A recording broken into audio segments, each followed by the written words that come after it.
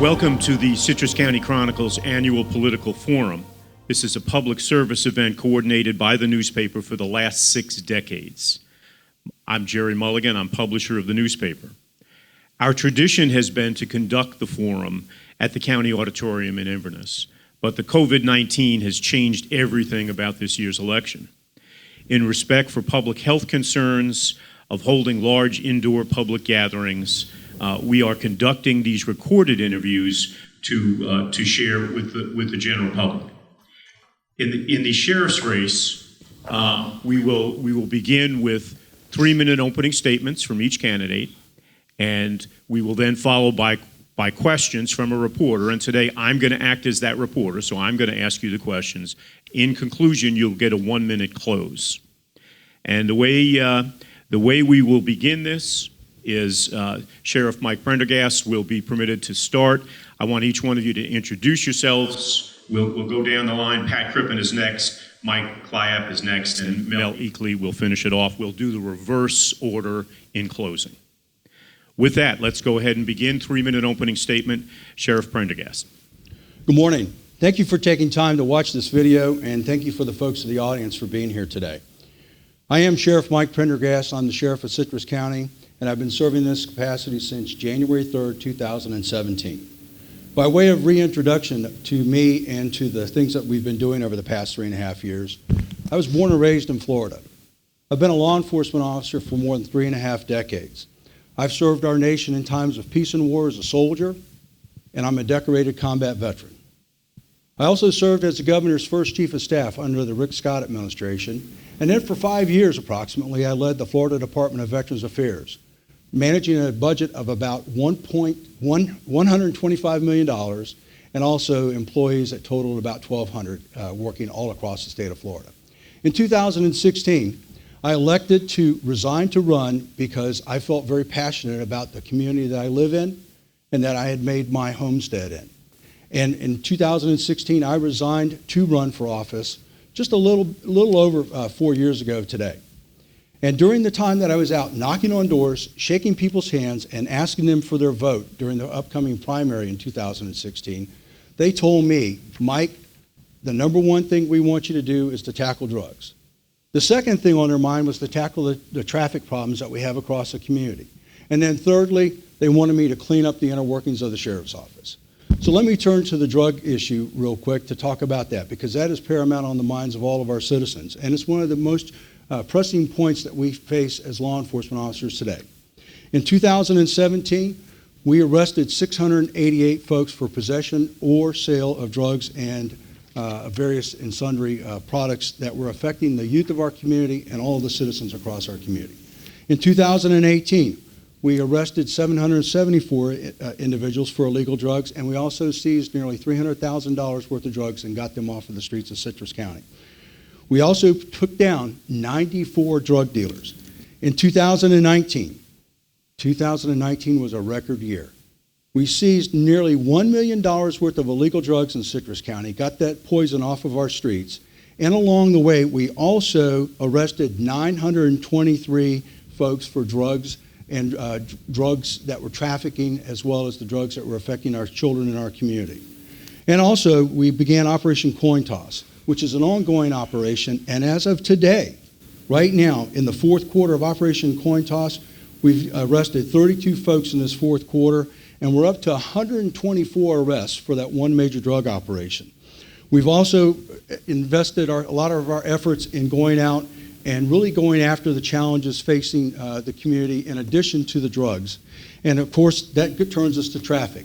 In 2017, we created a dedicated traffic unit, and in 2018, we started, thank you.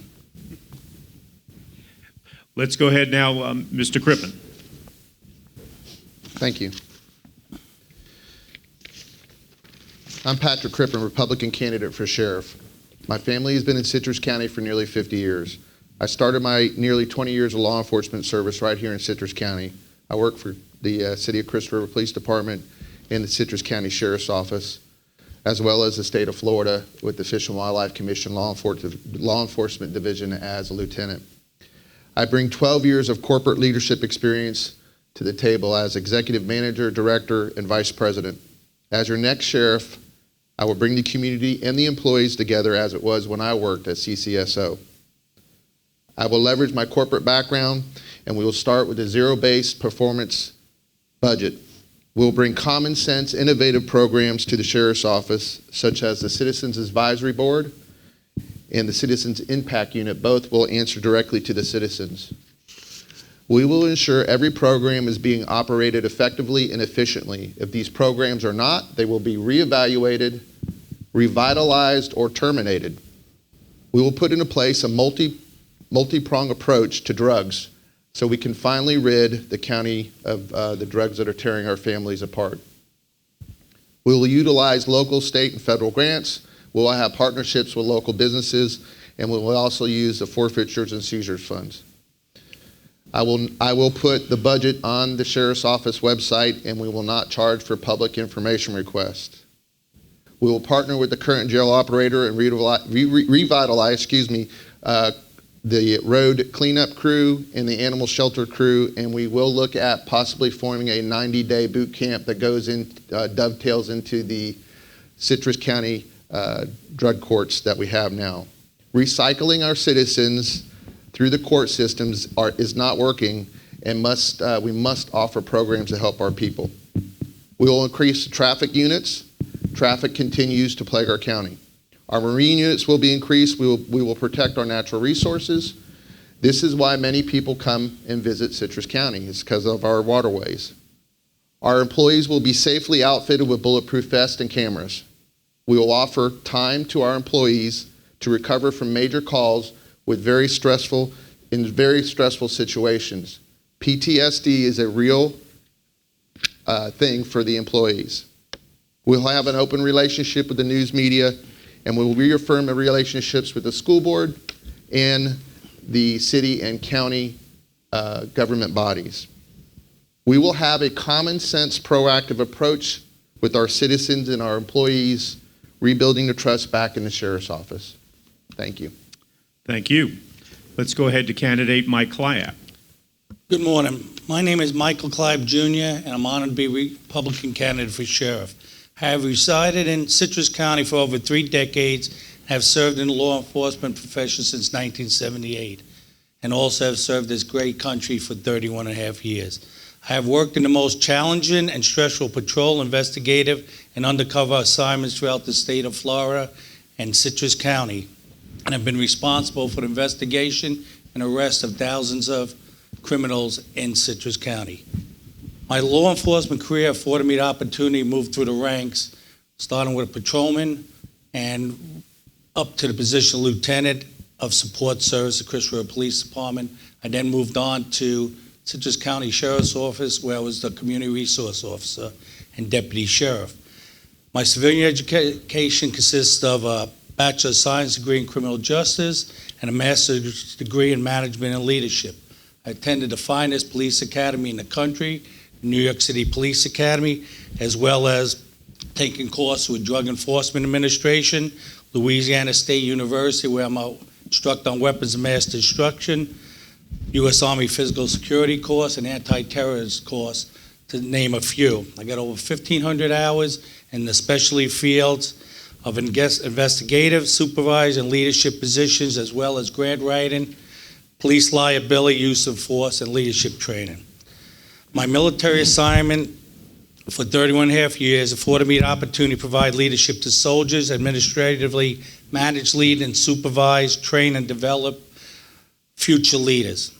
I have trained thousands of law enforcement officers in the state of Florida, and I was identified as a law enforcement subject matter expert for the Florida Department of Law Enforcement, writing the curriculum that is currently used for all law enforcement officers, as well as the curriculum for narcotics and identification. I have excelled in my responsibilities and put the priorities of my officers and fellow members first.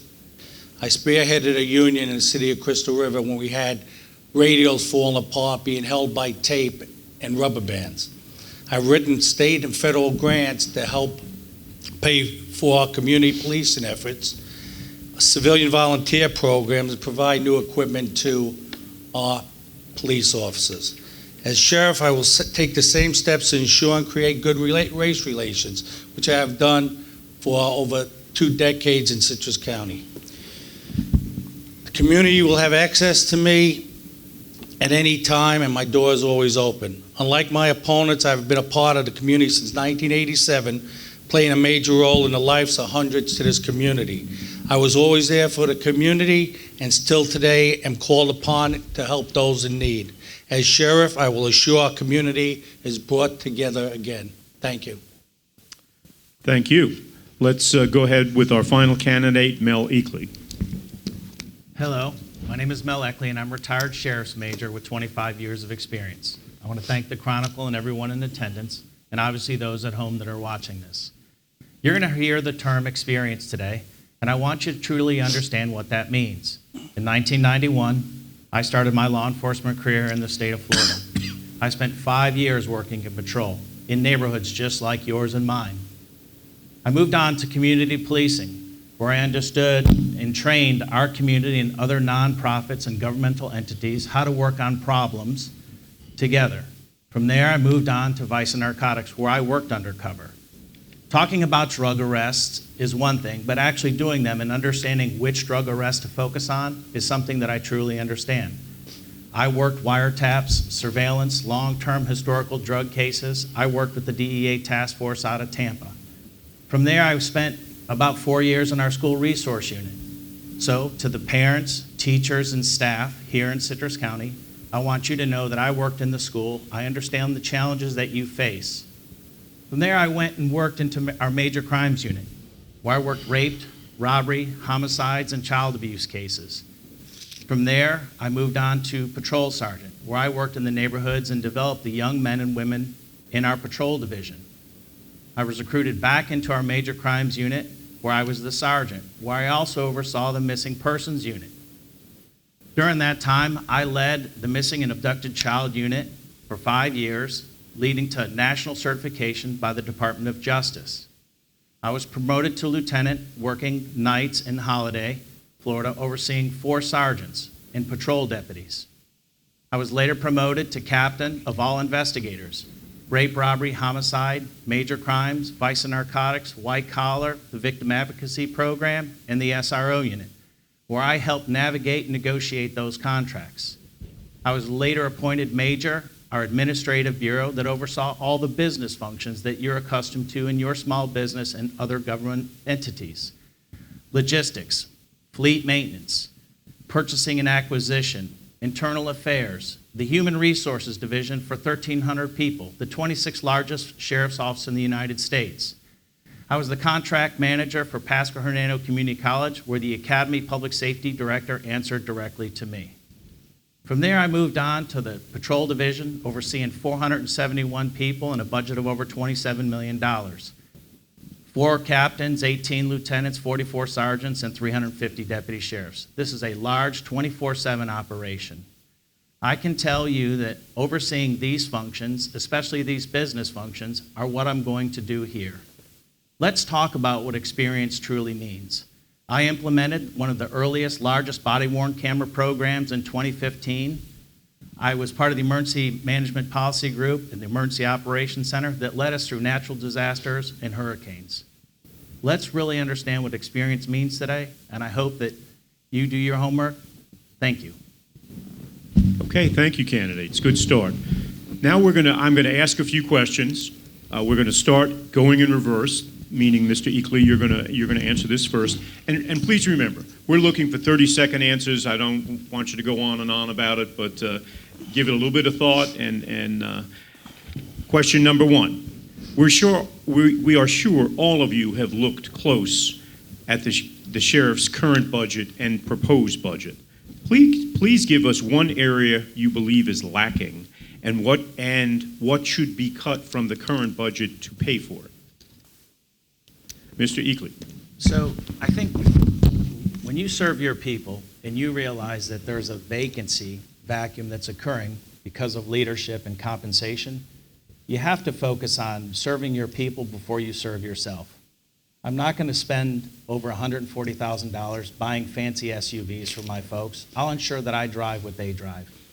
Folks, 3% cost of living, giving our deputy sheriffs year in and year out, is ultimately not getting it done. The only way the Board of County Commission is going to work with a sheriff is, one, is if they trust him, and two, if the sheriff is fighting and advocating for higher significant raises. I can tell you that as a former executive, standing before the Board of County Commissioners and leading the largest compensation survey in the Pasco County Sheriff's Office history, articulating and proving to the Board of County Commissioners how underpaid our members are should be a priority in the budget. It's people before equipment. Thank you. Mr. Clapp. Yes, sir. Currently, our budget has increased over the last 3 years. When the current sheriff took over, the deputies, employees were given a 3% raise, I believe. That was under Sheriff Dorsey's budget. Next year was 1.5% increase given to the county commission, and last year was a 0. The sheriff wants to put into place a budget this year to increase pay for his deputies.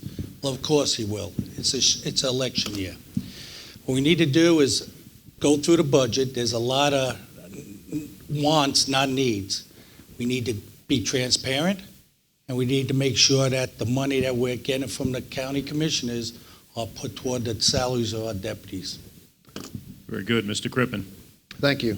A couple things I noted. First of all, we got to spend money right, like it's your money, because it is your money. It's the taxpayers' money. We've got to look at the vehicles. We can't have expensive vehicles for command staff. We can't go out and buy coins and give those out to special people within the community.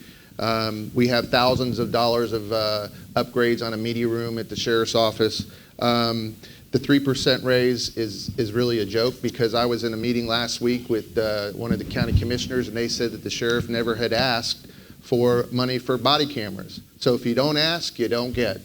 I think it's time that we represent the employees the way they need to be represented and the way it was when I worked there. Sheriff Prendergast, why are your budget priorities correct? My budget priorities are correct because I've taken a bottom-up review of the budget, and we've gone out and put a life cycle replacement plan in for virtually every item that is out there. The one thing that is lacking right now, and I have not put into place yet because of the cost associated with it, is a life cycle replacement plan for our tasers. That will cost approximately $360,000 to implement. But let me turn back to deputy pay. Under my leadership and with my passage of my recommended budget sitting on the desk right now, deputy pay effective on 1 October this year will be 17.6% higher than it was when I took office back in 2017. Very good. Thank you. Next question, and we're going to have Mr. Crippen, you're going to start with the answers. The incumbent has boasted of more than 2,000 arrests of drug dealers while he has been sheriff. Are these arrests making a dent in the drug problem in Citrus County, or is it more about public relations? I don't believe so. I think the drugs are still there. We're taking small drug amounts, paraphernalia, small quantity amounts, and those are those arrests. Granted, there has been some bigger arrests, but to have the drugs taken care of or ridded of our county, we have to have a multi-pronged approach. We have to go after the people that are making it, bringing it in. We have to go after the street level guys. We've got to get people help, the users. We have to get them help to get them right, so it's not continually recycling through the system. Mr. Clapp. Yes, you're never going to stop the drug problem. Back in the 80s, we had Say No to Drugs. It hasn't worked.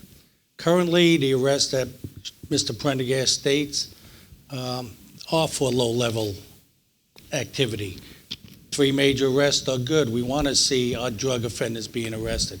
What we need to put into place is what we had years ago, a multi-jurisdictional drug task force where the police officers go, infiltrate the drug dealers, and they make the buys and make the cases. We're using drug dealers in general to go ahead and buy from other drug dealers, and the cases are just crappy. Mr. Eke Lee. The high number of low-level drug arrests are ineffective and have been for over 20 years. In the mid-'80s and mid-'90s, these large drug operations took place, but they were ineffective. No proven law enforcement leader in Tampa Bay is boasting about the low-level drugs that are currently being done by my opponent. Drug addiction recovery is a priority. Mental health is a priority. I focused on historical drug traffickers. We became one of the 28 HIDTA groups across the United States. I led a 38-man drug unit. I can tell you that it was absolutely directed opposite of what the current opponent is doing. We don't have open-air drug markets like a lot of major cities do, where people are dealing dope on the street corners. When those people are dealing low-level drugs on a street corner, that's impacting everybody's quality of life, and that needs to be addressed.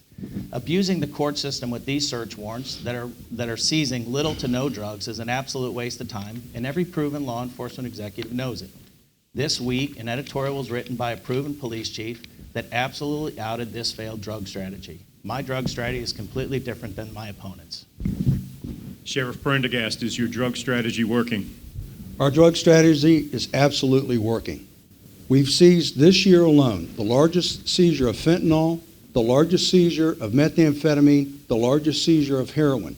In 2019, the largest seizure of drugs in the history of Citrus County was recorded by the great detectives and patrol deputies of the Citrus County Sheriff's Office. In addition to that, we are going out and we are going after the drug dealers and the known habitual drug offenders in our community to protect our citizens. That's what the citizens want us to do. They don't want us to sit back and wait for things to happen. They want us to go after them. And there's a reason why there are no big drug dealers in our community. It's because they know that the Citrus County Sheriff's Office is going to set the time, the place, and the hour exactly when we're going to go serve a search warrant out there, and they are afraid to come in here and sell their drugs and distribute their drugs on a mass scale because they know that we've got great detectives that are out there working very hard to protect our citizens and protect this community. Thank you. Very good. Next question, and Sheriff Prendergast, we're going to start with you on this one. During the community discussions that followed George Floyd's death, we have heard much about whether deputies should wear body cameras to ensure transparency for the public. Commissioner Jeff Kennard said recently the sheriff has never requested them. Should deputies wear body cameras? And will you ask for that funding? In the aftermath of the George Floyd murder on May 25th of this year, we initiated a review of our use of force policies. And in our review, we found that our use of force incident rate in the Citrus County Sheriff's Office is 1/16 of the national average. We have had less than 0.1% use of force incidents in the Citrus County Sheriff's Office. Among the key competing priorities for money out there, the body cameras are not going to solve the problem. Great training, great leadership, and it starts at the top and it works its way all the way down to the lowest ranking deputies that are out there is what's going to make a difference when it comes to use of force. I've never asked for it because it hasn't been a priority, and body cameras are not going to solve the problem. We have other pressing priorities like taking care of our employees and taking care of the unfunded things that hit our budget from time to time, like a pandemic. Mr. Crippen, same question. Thank you. I've been saying for 2 years, we need body cameras. We need in-car cameras too as well. It's insurance. It's not the use that the current sheriff says the use of force is low, which is great, if we can believe those numbers. But at the end of the day, we need those cameras. It keeps everybody on a level playing field. If you don't ask, I'll say it again, if you don't ask, you don't get. And when I'm sheriff, we're gonna go in and we're gonna have the relationships that we need with the county commissioners, and we're gonna ask for those monies that we need to make the sheriff's office the diamond that it should be. Mr. Clyap, same question. I believe that body cams are a necessity in this day and age. Through federal grants and work with the county commissioners, I would assure that we get the money to protect our deputies from illegal complaints, unlawful complaints, and in essence also protect the citizens. If they do have a complaint, it'll be on video so that we can prove or disprove their complaint and make sure that our deputies aren't falsely accused of doing something that they haven't done. Thank you. Mr. Eke Lee. So I absolutely believe in body-worn cameras. I'm the only person sitting on this stage that's implemented a body-worn program of over 400 body-worn cameras in an agency of 1,500. Every patrol deputy was armed with a body camera. What we learned was people behave better on body cameras. Our cases were moving through court faster. People were pleading out. We had less actual formal charges against our officers. We were spending less time in court. This is all tracked. We were being injured less. We were saving money through workers' comp, and we were injuring people less, saving the sheriff and the BOCC to pay for bills when people are in the hospital. We were avoiding lawsuits, frivolous lawsuits, while wearing the body camera. This is about protecting our people. It is a priority. The money that you save through all the initiatives that I talk about are a flatline budget. So the money is already being built in there to pay for these. I've heard my opponent talk about it being $1 million and $2.5 million. That's not true.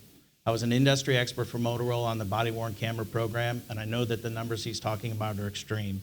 We can outfit our deputy sheriffs here in Citrus County for less than $140,000 a year. Thank you, candidates. This will be your last question before closing statements. We're going to start with Mr. Crippen. Somewhat of a general question. Is our community safer than it was 4 years ago? I don't believe so. I think we're still seeing fatalities on the road that in the traffic arena that we probably shouldn't be seeing. I know that there's speeders with vehicles. The assaults I believe are up. So I don't believe in general that we are safer than 4 years ago. Okay, Mr. Client. If you look at the statistics provided by the sheriff to FDLE in his own reporting, our violent crimes are up over the last 3 years on an average. Our murder rate, we got 44% of people arrested. Rapes, 38% of people arrested. Robbery, 55% of people arrested. Aggravated assaults, 35%. That's the crimes being taken upon people, not property crime. Do I think that the sheriff has increased for the betterment of our county and safety of our county? No, I don't. Mr. Eke Lee. Our opponent likes to use numbers, so we'll use some as well. So property crimes are up. We're the 10th worst ranked county for water-related incidents injuries, ranked 10 out of 67. Our opponent talks about reducing fatalities on the road by 44%, but what he never mentions is that the 2 years previous, that total was almost 44%. 13 people lost their lives before he thought he could do something to drive those numbers down. Folks, when the sheriff has to tell you how safe are you, I don't believe that, and neither should you. The numbers just don't prove it. Sheriff Prendergast, how safe are we? We're extraordinarily better than what we were 4 years ago, and it's because we've got great deputies out there working the roads of Citrus County day in and day out. They work extremely hard. They sacrifice greatly for all of our citizens across the community. And yes, we did decrease fatalities on the highways in 2019 by 40%. We did reduce traffic accidents on the US 19 corridor in 2018 by 52%. We have increased our drug arrests by 180%. We've also had a population increase by over 10,000 citizens and a tourism increase of great significance as well that has contributed to the crime rate.